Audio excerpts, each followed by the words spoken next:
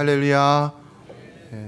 하나님의 말씀입니다. 이 말씀도 여러분을 향한 말씀인 줄로 믿습니다. 하나님의 은혜와 사랑은 이처럼 크고 그러므로 말미암아 우리가 누리는 축복도 충만하다고 할 수가 있습니다. 한 회계사가 진실하게 사업을 하는 크리스천 기업가를 찾아가서 세금 보고를 작성해 줄 테니까 재산 목록을 달라고 했습니다. 그랬더니 이 기업가가 내 재산 목록은 아주 많습니다 라고 대답을 했다는 것입니다. 그래서 또 회계사는 말합니다. 걱정하지 마세요. 제가 세금을 가장 적게 내는 방법을 알고 있으니까 잘 정리해서 해드리겠습니다. 그래서 이제 크리스찬 기업가가 재산 목록을 줍니다. 그런데 이렇습니다. 첫째, 나에게는 영생이 있습니다. 뻔한 건가요? 둘째, 크고 아름다운 집인 천국이 있습니다. 셋째, 다른 사람은 감히 생각조차 할 수 없는 평화를 누리고 있습니다. 넷째, 말로 다 할 수 없는 즐거움이 있습니다. 다섯째, 영원히 변하지 않는 사랑을 받고 있습니다. 여섯째, 현숙하고 정결한 아내가 있고, 일곱째, 건강하고 부모에게 순종하는 착한 자녀들이 있습니다. 여덟째, 진실하고 변함없는 친구들이 있습니다. 아홉째, 캄캄한 밤중에도 부를 수 있는 찬송이 있습니다. 열 번째, 생명의 면류관이 있습니다. 11번째, 나에게 필요한 모든 것을 풍족히 채워주시는 구세주 예수 그리스도를 모시고 살아가고 있습니다. 할렐루야. 우리 믿는 자들은 세상 것을 자랑할 것이 아니라 바로 이와 같이 하나님으로 인하여 누릴 수 있는 모든 영적인 축복을 귀한 줄로 알고 이것을 더 자랑할 수 있어야 하는 줄로 믿습니다. 이것이 바로 우리가 다 경험하는 가장 귀한 가치의 우리 재산이라고 할 수가 있는 것이죠. 그러나 이 모든 것을 다 누가 주셨습니까? 하나님이 주신 것이지요. 여러분, 그 하나님은 우리의 모든 삶의 소소한 일거수일투족 가운데도 그러므로 우리에게 세심한 은혜로 항상 채워주시고 베풀어 주시는 줄로 믿습니다. 길을 가다가도 우리가 그것을 느낄 수 있는 것이고, 살면서 자녀를 양육하다가도 그것을 느낄 수 있는 것이고, 돈을 버는데 적은 일에도 큰 일에도 우리가 그것을 다 느낄 수 있는 것이죠. 우리가 진정으로 하나님의 사랑하는 자들이라면 그것을 느끼지 않을 수가 없다는 것입니다. 그래서 우리는 모든 일을 오직 믿음으로 하나님께 맡기고 소망 가운데 염려와 걱정과 시험과 절망을 이기며 살아가야 하는 것입니다. 1964년 종신형을 받고 다리조차 마음대로 뻗을 수 없는 아주 좁은 감옥에서 27년간의 생활을 했던, 그것도 온갖 고문과 폭력 가운데 감옥 생활을 했던 사람이 있습니다. 그가 감옥에 들어간 지 4년이 되던 해에 어머니가 돌아가셨고, 그 다음에 큰아들이 그 다음 해에 교통사고로 세상을 떠났습니다. 갈 수가 없었죠.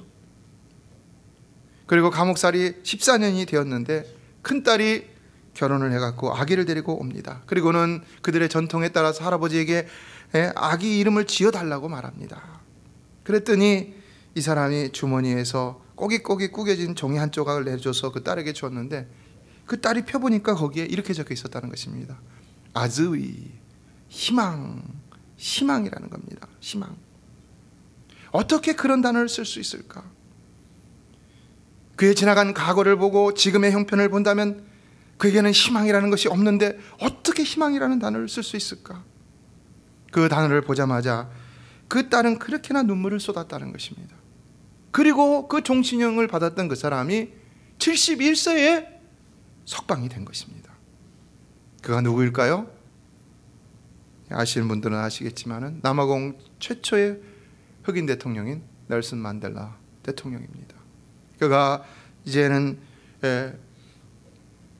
흑백 분리 정책을 다 폐지하고, 그리고 정말 세계도 놀랄 만한 그런 엄청난 정책들을 세우면서 나라를 잘 통치했던 것을 볼 수가 있는데요. 과연 그 절망 속에서도 희망을 포기하지 않고 살았던 결과가 그 인생 말년에 나타나고야 말았다는 것이죠.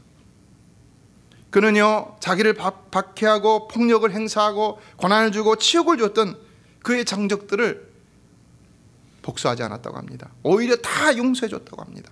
왜 그랬느냐? 그에게는 희망이 있었기 때문이라는 것입니다. 희망. 자기 삶에 대한 희망, 또 내가 바라보는 어떤 상황에 대한 희망 뿐만 아니라 더 나아가서 내가 바라보는 어떤 사람에 대한 희망도 그에게는 있었기 때문에 그와 같이 그들을 다 용서해 줄 수 있었다는 것입니다. 여러분, 우리도 어떤 일이 일어난다 할지라도 우리는 희망을 포기해서는 안 되는 것입니다. 여러분이 연세가 많이 드셨어도 희망을 포기하지 마시기 바랍니다. 왜냐하면 우리 하나님은 우리를 향해서 희망을 포기하지 않으시기 때문인 것입니다. 우리 장로님께서 오늘 기도하셨는데 우리가 예배를 통해서 하나님을 닮아가기를 원합니다. 그리스도를 닮게 하여 주시옵소서, 이런 기도를 했는데요, 바로 그것입니다. 하나님 우리에게 원하시는 것은 다른 거 아닙니다. 하나님을 닮아가는 것입니다. 하나님의 성품을 닮아가는 것입니다.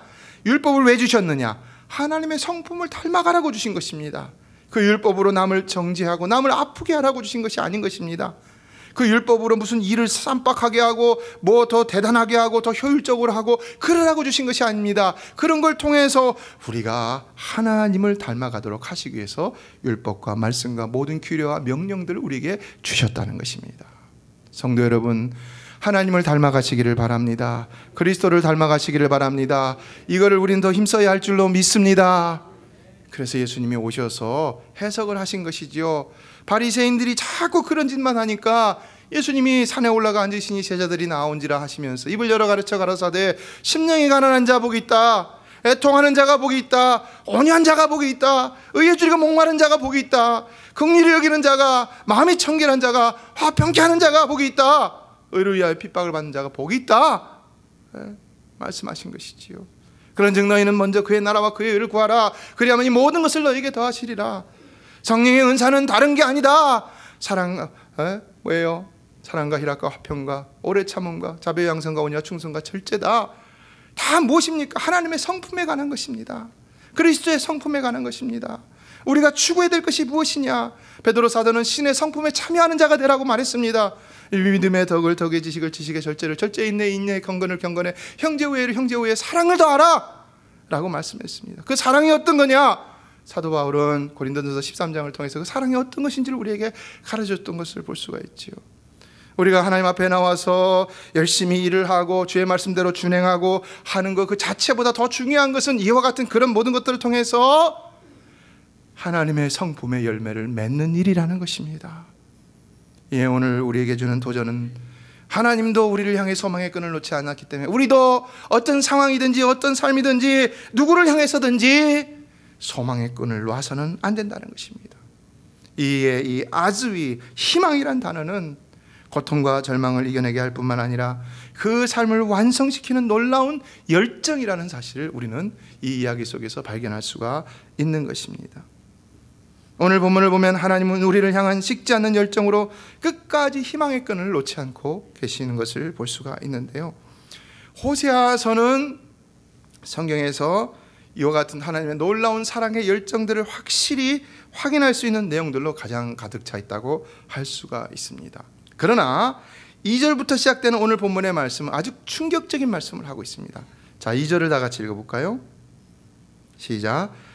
여호와께서 처음 호세아에게 말씀하실 때 여호와께서 호세아에게 이르시되 너는 가서 음란한 여자를 맞이하여 음란한 자식들을 낳아라.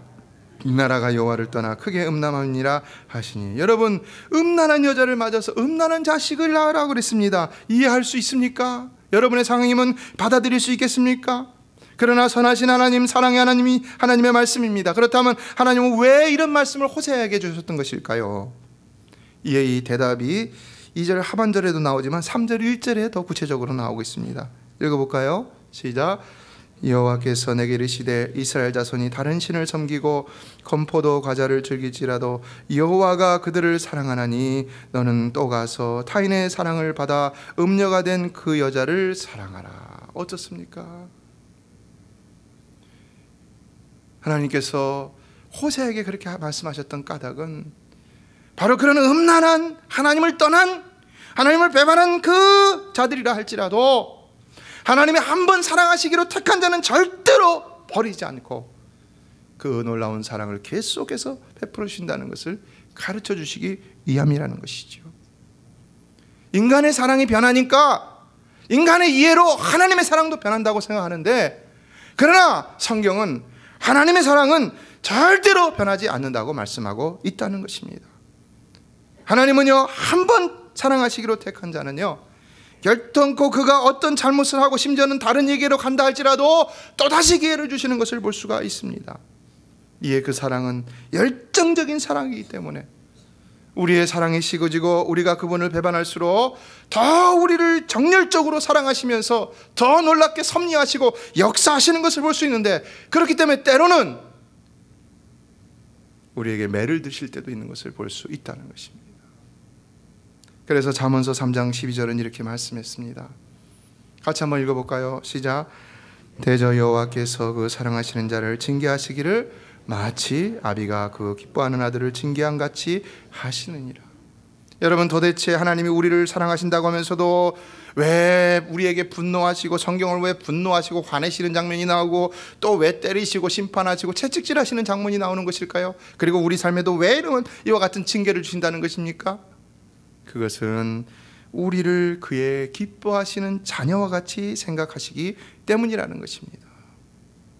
이에 3절로 9절의 말씀을 보면 하나님은 세 자녀의 이름을 통해서 그분의 분노와 채찍을 표현하고 있는 것을 볼 수 있는데요, 첫째 이름은 이스라엘입니다. 자, 이스라엘의 이름의 뜻이 뭘까요? 이건요, 하나님이 뿌려주심이라는 뜻이 있는데요, 이 이름을 주시면서 하나님이 하신 말씀이 있습니다. 4절 하반절로 5절을 보겠습니다. 자, 볼까요? 조금 후에부터 읽습니다. 시작. 조금 후에 내가 이스라엘의 피를 예후의 집에 갚으시며 이스라엘 족속의 나라를 폐할 것임이니라. 그날에 내가 이스라엘 골짜기에서 이스라엘의 활을 꺾으리라 하시니라. 자, 어떻습니까? 이 이름을 주신 이유는 뭡니까? 하나님이 하나님을 배반한 이스라엘에게 채찍질 하시겠다는 것이죠. 채찍질 하시겠다는 겁니다. 이에 두 번째 이름은 6절에 나오는데 로루하마, 딸의 이름이죠. 유일한 딸이죠. 자, 그 뜻이 뭐라고 그랬습니까? 자비를 받지 못한 자라는 것인데요, 그래서 6절 하반절을 보면 이렇게 말하고 있습니다. 읽어봅니다. 시작. 내가 다시는 이스라엘 족속을 긍휼히 여겨서 용서하지 않을 것임이라. 어떻습니까? 이제는 용서 안 한다고 하셨어요. 그래서 세 번째 이름을 보면 셋째 아들입니다. 로암미죠. 자, 무슨 뜻입니까? 내 백성이 아니다라는 겁니다. No 라는 의미가 있습니다. 앞에 로는요. 그러므로 9절 하반절을 보면 나는 너희 하나님이 되지 아니할 것입니다 라고 있습니다. 자, 그렇다면 여러분, 하나님이 이를 버리신 것입니까? 버리지 않으신 것입니까? 버리신 것처럼 보이죠. 그러나 진정 버리셨을까요? 사실은 버리지 않았다는 겁니다. 나중에 보면 알지만요. 그런데 왜 이런 말씀하시는 것입니까? 너무나 사랑하니까, 그래서 너무나 화가 나니까 하나님은 때론 이런 말씀도 하셨다는 것입니다. 너무나 열정적으로 이스라엘을 사랑하시니까, 너무나 열정적으로 자기 백성들을 사랑하시니까, 너무나 열정적으로 저와 여러분을 사랑하시니까 하나님께서는 때로 우리를 때리실 때도 있으시다는 것입니다. 징계하실 때도 있으시다는 것입니다. 우리는 사랑의 하나님이 모든 것을 다 용납하시고 받아주시고 다 감싸주시기를 원하지만은, 그러나 하나님은 우리를 채찍질하실 때도 있다는 것입니다. 왜요? 깨닫고 돌이켜서 다시 돌아오라는 것이죠. 북이스라엘은 너무나도 하나님 앞에 잘못했습니다. 그 최초의 왕이 누굽니까? 솔로몬의 아들 르호보암은 밑에 남유다의 왕이었고 그 위에는 여로보암이 왕이었죠. 그런데 그들은 여로보암 때부터 잘못했습니다. 처음부터 예루살렘으로 가는 이스라엘 백성들을 못 가게 막기 위해서 베델과 단에 산당을 만들어 놓고 거기에 우상을 만들었습니다. 금송아지를 만들었는데 그게 여호와라고 그렇게 말한 겁니다. 여러분, 하나님이 눈에 보이지 않는다고 아무거나 만들어서 이게 하나님이라 라고 말한다면 하나님 마음이 얼마나 아프시겠습니까? 그런데 이 이스라엘이 그렇게 했다는 겁니다. 또 율법이 정한 절기를 자기 마음대로 변경해서 다른 날로 만들어버리고, 또 하나님이 세우신 레위인들이 아닌 다른 사람들로 제사장들을 세우고 제단을 섬기게 했습니다. 그렇다면 여러분, 이것이 여호와 신앙이라고 말할 수가 있습니까? 아니죠. 여로보암은요 완전히 다른 종교를 만든 겁니다. 다른 우상 종교를 만든 겁니다. 예. 하나님의 마음이 얼마나 아프셨겠습니까? 그러면서도 깨닫지 못하고 북이스라엘의 역사를 보면요 한 번도 돌아온 적이 없습니다. 한 번도 제대로 돌아온 적이 없습니다. 그렇다면 여러분, 우리 하나님은 어떻게 하셨어야 되겠습니까? 버리는 것이 마땅한 거지요. 돌아오지 않으니까 버리는 것이 마땅한 거죠. 그래서 이런 말씀도 하셨다는 것입니다. 그런데 10절을 보면 하나님이 놀라운 말씀을 하고 있다는 것입니다. 10절을 다 같이 읽어보겠습니다. 시작.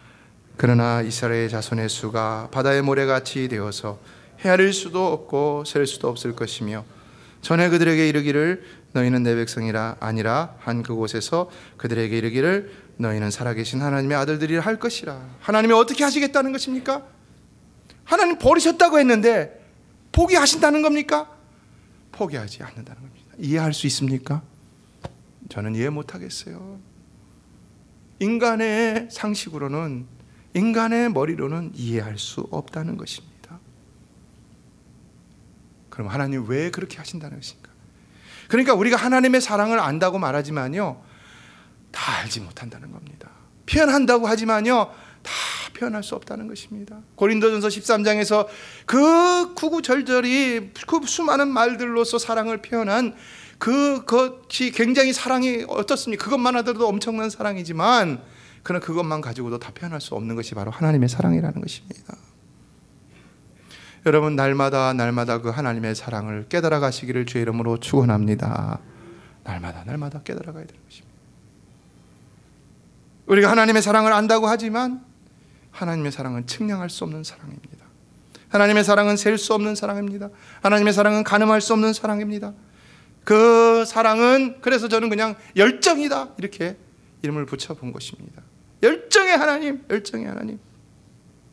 그래서 그를 배반하고 범죄하고 그래서 버릴 것 같은, 그래서 심판까지 하셨던, 멸망시켰던 그 백성을 하나님 다시 회복시키시겠다고 말씀하고 있다는 것입니다. 하반절을 다시 보면 너희는 내 백성이 아니라 한 그곳에서 그들에게 이르기를 너희는 살아계신 하나님의 아들들이라 할 것이다 라고 했던 것을 볼 수 있는데요, 이에 대해서 피 버틀러라는 사람은 이것은 언약 관계의 완전한 회복을 의미하는 것이다 이렇게 해석을 하고 있습니다. 그러나 이해할 수 있습니까? 납득할 수 있습니까? 어떻게 이런 음란하고 이율배반적이고 무지하고 거기다 무지까지 합니다. 그리고 더럽습니다. 여러분이 호세아서를 읽어보면 고멜이 어떤 여자입니까? 아주 더러운 여자입니다. 그런데 어떤 이런 창기를 갖다가 하나님 다시 그런 창기와 같은 이스라엘을 다시 회복시키겠다고 이렇게 말씀하실 수 있다는 것입니까? 하나님의 사랑, 우리가 이해할 수 없는 사랑입니다.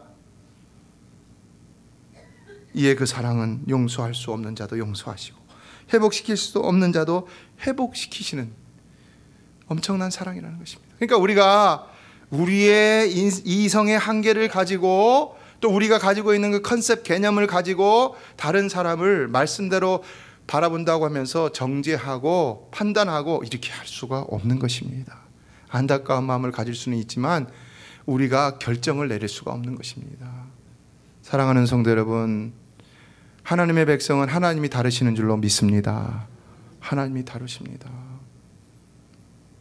하나님이 사랑하기 때문에 하나님의 백성은 하나님 한 사람 한 사람, 하나님은 한 사람 한 사람을 다루시는 것입니다.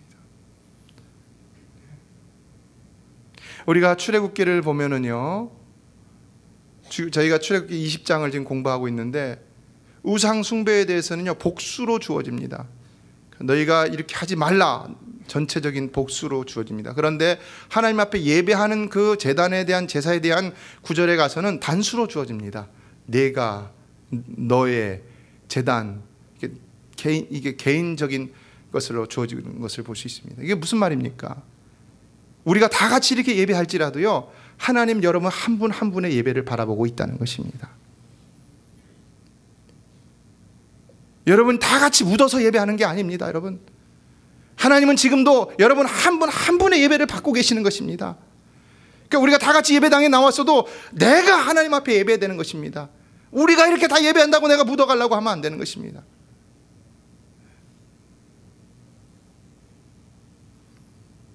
이에 구원도요 개인적인 구원입니다. 개인적인 구원입니다. 이에 하나님이 택하신 자는 반드시 포기하지 않고 끝까지 그를 지키시고 때리시고 멸망시키시고 그래서 회개시켜서라도 다시 돌아오게 하셔서 영원한 구원에 이르게 하신다는 것입니다. 그래서 이 예언은요, 1차적으로는요 유다의 멸망과 함께 바벨론으로 포로에 잡혀갔던 그 이스라엘 백성들, 그러니까 북이스라엘이 멸망할 때 다 아수르로 끌려간 게 아닙니다. 거기서 남유다로 내려온 사람들이 많이 있습니다. 제가 이번에 성지순례 가서도 그 질문을 했는데 거기서 그분들이 얘기를 하더라고요. 그래서 그 사람들이 이제 유다가 바벨론의 멸망에 의해서 포로로 끌려갔을 때 같이 갔다가 다시 회복되어 옴으로 이것이 1차적으로 성취되었다고 보고요.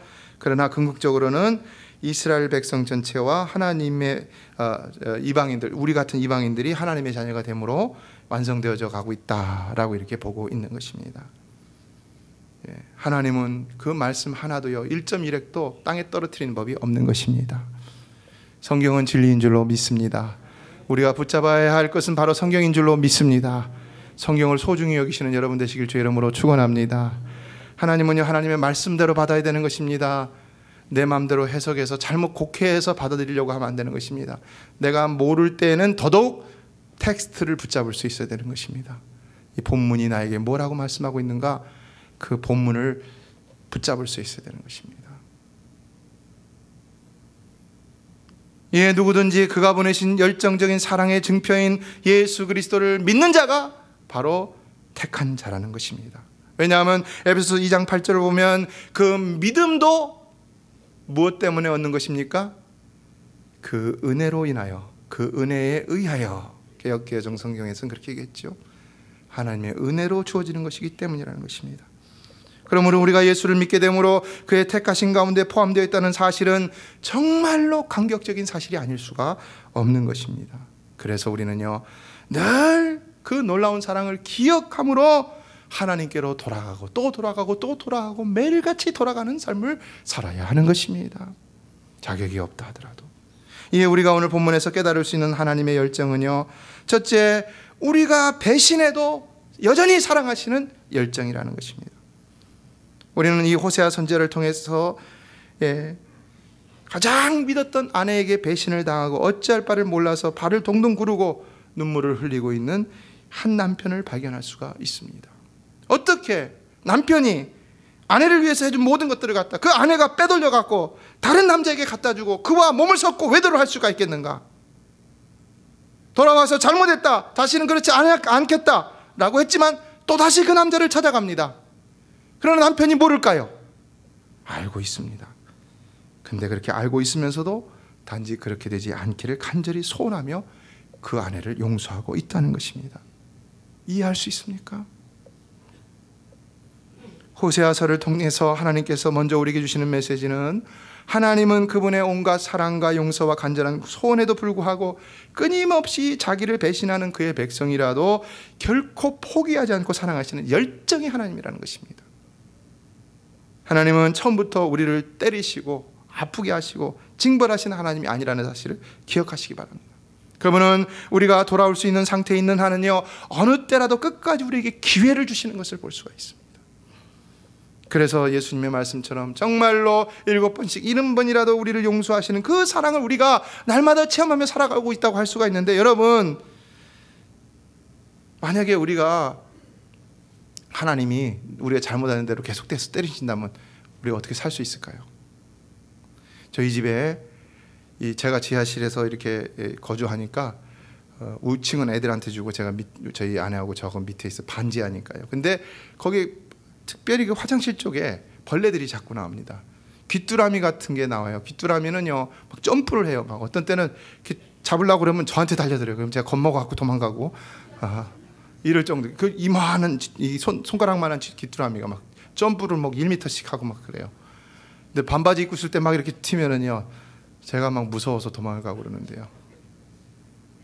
근데 제가 그걸 보면서 저거는 나올 때마다 잡아서 죽여야 된다. 그게 제일 처치 방법이다. 그렇게 생각을 해요. 그래서 보이면 뭐든지 벌레가 보이면 잡아서 쓰레기통에 집어넣습니다. 화장실을 버리고 플러시하고 이렇게 하는데요. 근데 만약에 하나님이 우리를 그렇게 하신다면 어떻게 하겠습니까? 우리가 죄질 때마다 때리고 죄질 때마다 때리고 우린 못 살아요, 여러분. 만신창이가 돼갖고 못 살아요. 하나님 그런 분이 아니라는 겁니다. 하나님은 먼저 오래 참으시고 오래 기다리시는 인내의 하나님이라는 사실입니다. 그래서 이스라엘을 통해서도 보여주신 것이죠. 금방 때린 게 아니잖아요. 그러나 우리는 하나님께서 그렇게 기회를 주실 때 하나님께로 돌아갈 수 있어야 한다는 것입니다. 그래야 더 두들겨 맞지 않는다는 겁니다. 악인은 그의 길을, 불의한 자는 그의 생각을 버리고 여호와께로 돌아오라. 그리하면 그가 긍휼히 여기시리라. 우리 하나님께로 돌아오라. 그가 너그럽게 용서하시리라. 이사야 55장 7절에서 말씀했습니다. 그러나 여러분, 이걸 말씀을 잘 보면요, 이 사람은 악인입니다. 불의한 자입니다. 그런데 어떻게 거룩하신 하나님이 긍휼히 여기시고 너그럽게 용서하시겠다는 것입니까? 어떻게 해요? 그가 그의 생각을 버리고 여호와께로 돌아오기만 하면은 긍휼히 여기시고 너그럽게 용서하시겠다. 왜냐? 그분은 거룩하신 하나님이시기 전에 사랑의 하나님이시기 때문이라는 것입니다. 이 사랑, 열정인 것이지요. 포기하지 않는 열정. 그러니까요, 우리는 어떤 죄악을 저질렀다 하더라도요, 늘 하나님을 기억함으로 그분께 돌아갈 수 있는 용기를 가질 수 있어야 되는 것입니다. 둘째, 하나님은 채찍질하시고 심판을 하셔서라도 다시 그 사랑을 되찾으시기를 원하시는 열정의 하나님이라는 사실입니다. 하나님은 우리를 사랑하심으로 우리의 잘못을 참으시고 인내하시기도 하시지만, 그러나 또한 하나님은 우리를 채찍질하시는 것을 볼 수가 있는데, 왜냐? 그것도 열정 때문입니다. 그래서 그분은 우리가 깨닫지 못하고 계속해서 범죄하거나 또한 심각하거나 중대한 범죄를 저질렀을 때 빨리 그것을 깨닫고 돌아오게 하기 위해서 매를 드시는 것을 볼 수 있는데, 히브리서 12장 6절은 이렇게 말하고 있습니다. 읽어볼까요? 시작. 주께서 그 사랑하시는 자를 징계하시고 그 받아들이시는 자마다, 아들마다 채찍질하십니다. 자, 왜 징계하시고 채찍질하신다는 겁니까? 사랑하시기 때문에, 자녀이기 때문이라는 것입니다. 이에 8절을 보면 이렇게 말합니다. 또 읽어봅니다. 시작. 징계는 다 받는 것이오늘 너희에게 없으면 사생자여 친아들이 아니라. 왜 징계를 내리신다는 것입니까? 우리가 하나님의 친아들이니까, 친자식이니까 그렇다는 것입니다. 미워서 그러는 것이 아니라 너무나 사랑해서 우리를 때리실 때도 있다는 것입니다. 그러나 그 때리시는 그 마음이 어떻겠습니까? 우리가 아파하는 것 이상으로 아파하시는 것이죠. 이에 우리에게 징계를 주신 하나님의 그 모습은요, 희생적인 모습이라고 할 수가 있는 것입니다. 한 목회자에게 세 아들이 있었습니다. 그런데 둘째 아들이 중학교 3학년 때 주일에 교회를 가지 않고 친구들과 강으로 놀러가 버렸습니다. 저녁이 돼서 이제 그 아들이 어떨까요? 돌아와야 되는데 불안한 마음으로 돌아왔죠. 그랬더니 아니나 다를까 아버지가 채찍을 들고 기다리고 있었습니다. 그리고 종아리를 때렸습니다. 그러면서 아버지가 말합니다. 나는 내가 인류대학에 가고 출세해서 돈 많이 벌기를 바라지 않는다. 나는 내가 하나님을 사랑하고 믿음을 지켜서 신앙의 자식이 되기를 더 원한다. 왜 거룩한 주의를 우습게 여기느냐? 이 아들이 종아리를 맞으면서 아버지한테 내가 잘못했습니다. 다시는 그렇게 하지 않겠습니다. 고백을 했다는 것입니다. 그리고 이 고백이 그 아들의 삶에 결정적인 역할을 했습니다.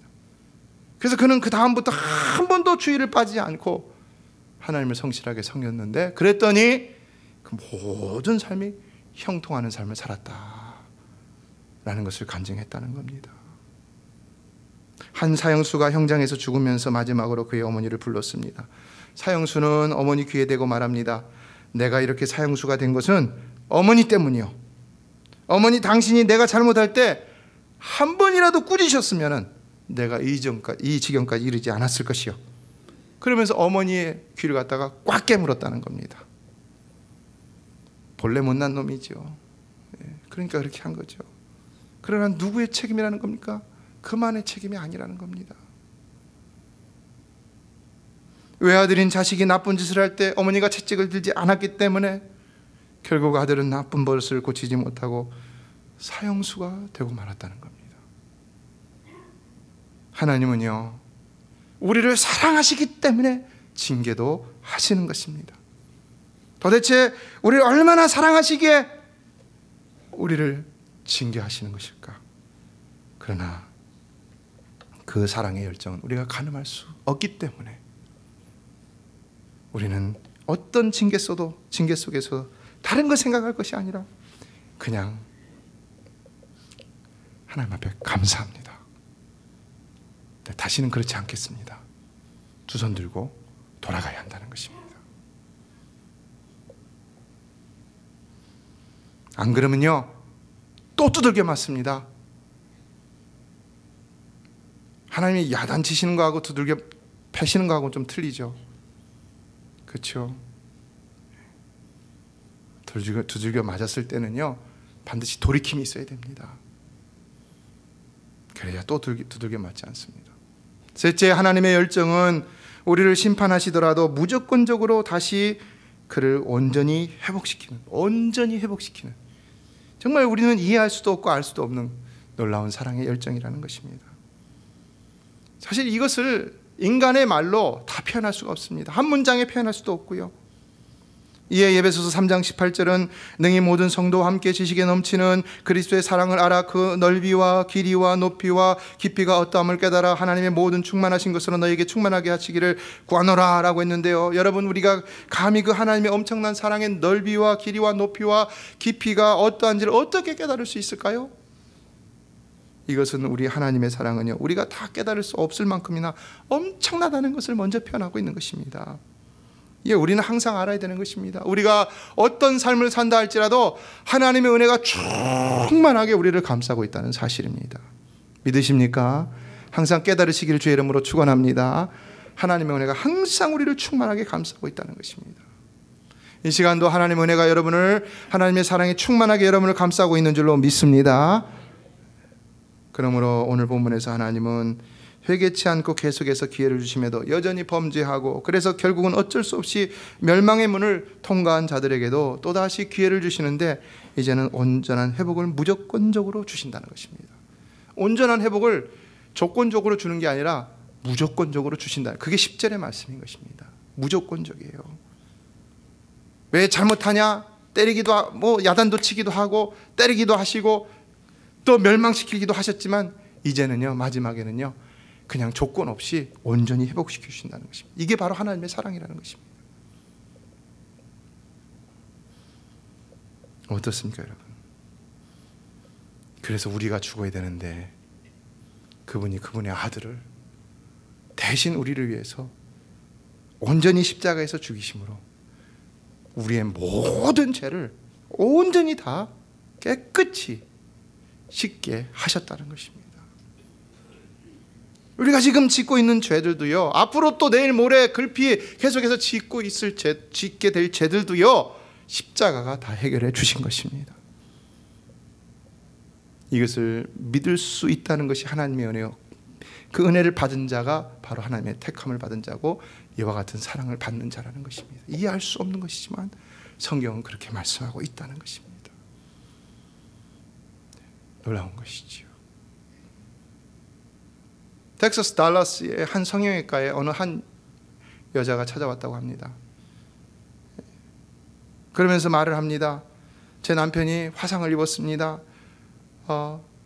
집이 불에 타고 있었는데 집 안에 있던 부모님을 구하기 위해서 달려들어갔는데 그냥 부모님 구하지 못하고 얼굴이 화상이 생겨갖고 흉터가 막 생기니까 얼굴이 이상하게 되고, 그런데 그 결과 이 사람이 얼굴만 다친 게 아니라 마음까지도 트라우마가 생겨갖고는 앞으로 나오지를 못하는 거예요. 병실에 들어서가고는 문을 꼭 걸어잠고 아내한테도 들어오지 못하게 하는 거예요.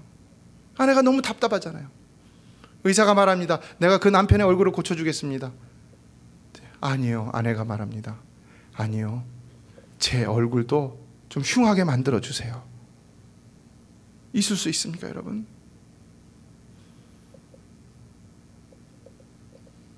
그 사람은 문조차 열지 않습니다. 차라리 제 얼굴이 흉해갖고 그래서 그 사람이 내 얼굴을 보면서 좀 마음문이라도 열렸으면 좋겠습니다. 그렇게 얘기를 했다는 겁니다. 그 얘기를 듣고 의사가 감동을 받은 겁니다. 그래서 남편이 있는 병실을 찾아가서 문을 두드립니다. 문을 두드리면서 말합니다. 당신이 안에 있는 거 알고 있습니다. 내가 당신 얼굴을 고쳐주겠습니다. 대답이 없습니다. 의사가 또 말합니다. 제발 밖으로 나오세요. 내가 당신을 도울 수 있습니다. 여전히 답이 없습니다. 그랬더니 이번에는 문 앞에 가서 이런 말을 합니다. 당신 부인이 자기 얼굴도 망가뜨려 달라고 제게 부탁했어요. 그렇게 하면 당신이 자기를 당신의 삶 속에 받아줄지도 모른다는 희망 때문에 그렇게 했어요.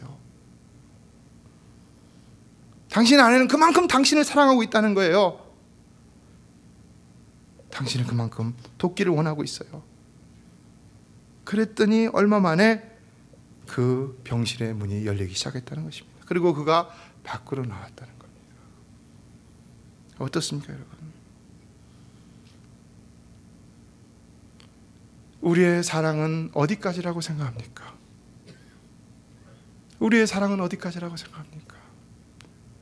하나님의 사랑은 끝이 없다는 것이고요. 오늘 우리도 그 끝이 없는 열정적인 사랑의 하나님을 닮아갈 수 있어야 한다는 것입니다.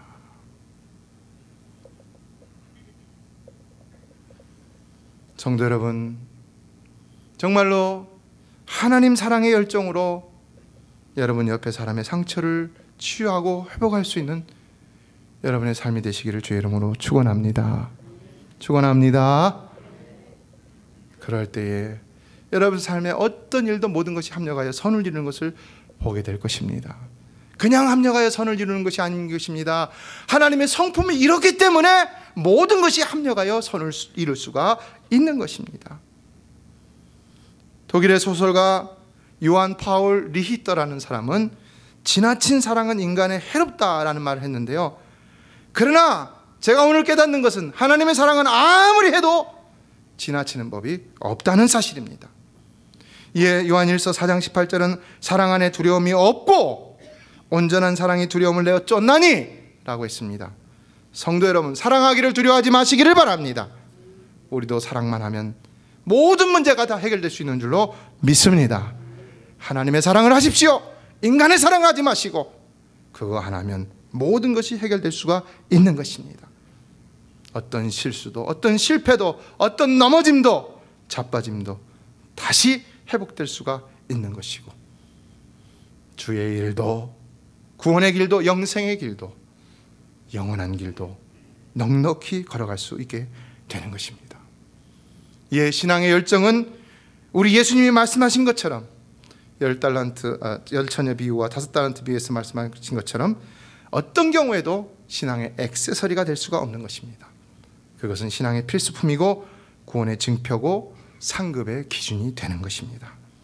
그러므로 우리도 오직 그 하나님 사랑의 열정으로 승리하는 삶을 살아야 하는 것입니다.